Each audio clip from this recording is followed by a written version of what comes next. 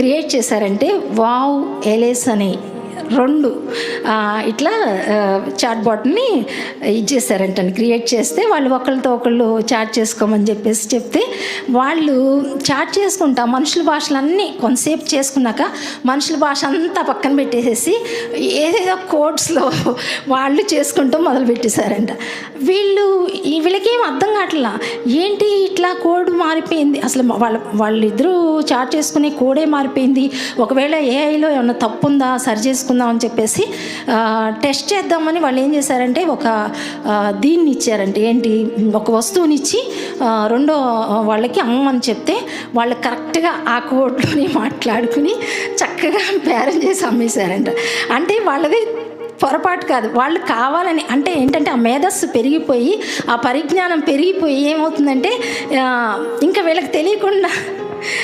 ఇచ్చేయాలని చెప్పేసి